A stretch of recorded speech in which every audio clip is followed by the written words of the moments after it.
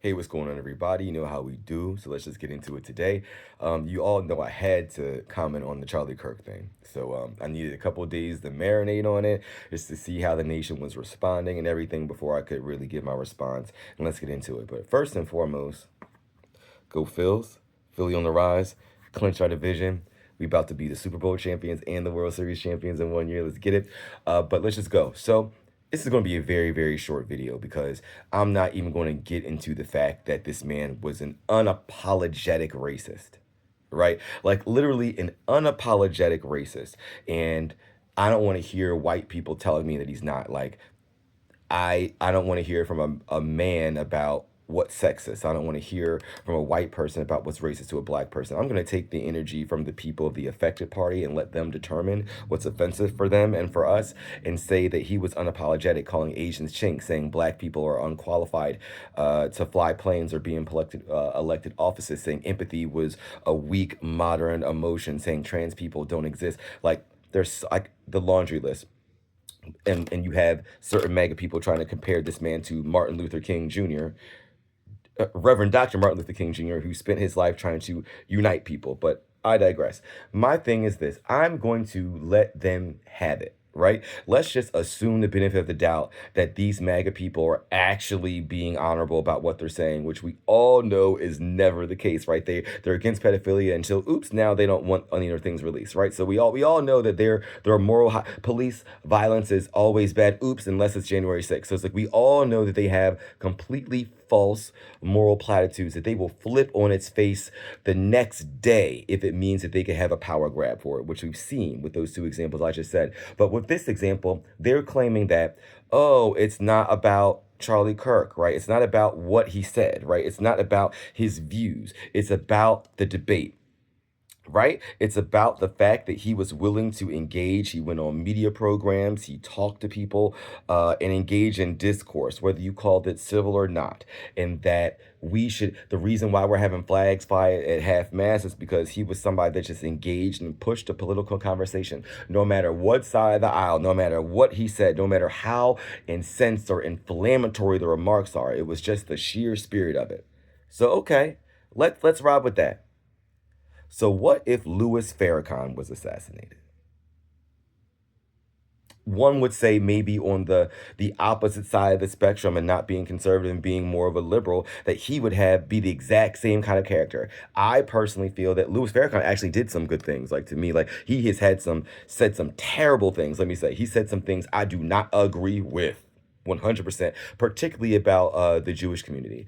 But what I will say is that he did the Million Man March, which I went to with my dad. It was a great positive event for black men. He's fed hundreds of thousands of people. He's educated hundreds of thousands of people, dedicated money to things that tangibly have helped people. I don't know whether Charlie Kirk had ever donated to charity. I don't know whether he's ever done like a community march or any, like, I don't know if he's ever did anything to uplift any community other than self-grandizing himself. But if it's all about the debate, right? It's all about people saying what they want to say and freedom of speech and everything like that. Then I expect if Louis Farrakhan would be assassinated, that all the flags would be at half mast, that the NFL would stop everything to have special condolences for him, that all that stuff would happen because he would literally be the equivalent of free speech on the other side, right? That he's pushing the agenda. He's going on talk shows. He's had debates at college campuses. He's literally done all the political discourse things of Charlie Kirk. But we know good and motherfucking well that this nation would probably say good riddance to him, right? It's not about the debate. It's not about challenging people. It's not about the discourse. It's not about going to campuses and going and doing interviews. It's not at all. It's the message. They're glorifying it and glorifying him. So we need not fall into this bullshit about how we should revere him in any kind of way. They don't actually celebrate discourse. In the name of Charlie Kirk, which was supposed to be about all freedom of speech, they're literally going after freedom of speech. So, oh, he was about, so let's go after the liberals who are speaking too much so we can stop violence. But yet you're not, like, it doesn't make any sense. Someone was about free speech, you're going to stop free speech to do it. Right. And we all know that all free speech isn't what they matter. They want particular kind of free speech. Like, just like they don't really, they are against pedophiles until they aren't. They're against police violence until they are. You know what I'm saying? Let's stop falling for the bullshit. If it's not justice for all, it's justice for none. And they fake us with this moral platitude shit. Stop falling for it. It's all about God until it's not. You know what I'm saying? The country was damn near founded for freedom of religion. And now they're trying to institute religion. They wanted to escape the Church of England. That's why America was founded. That's why history is so fucking important. That they're really talking about it. It's really absolutely ridiculous.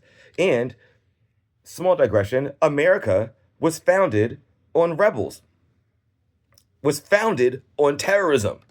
How do you think that the American Revolution was eyed by the English monarch, if not domestic terrorism?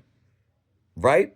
Isn't it all about the perspective that you take about what actually is? America was birthed out of domestic terrorism. The Boston Tea Party wasn't it. They were doing shit all across the country to disrupt, right? Domestic that would be defined by the ruling power as domestic terrorism. I don't want to get too far, but let's just say, like, it's just this ridiculousness. It has never been about the what. It is always about the who. And you know damn well if Louis Farrakhan was assassinated, they would be dancing on his grave, making fun of him, just like they did with every other black person that's been murdered. Look how they did with Martin Luther King when he was murdered. They hated him too, right? So until next time.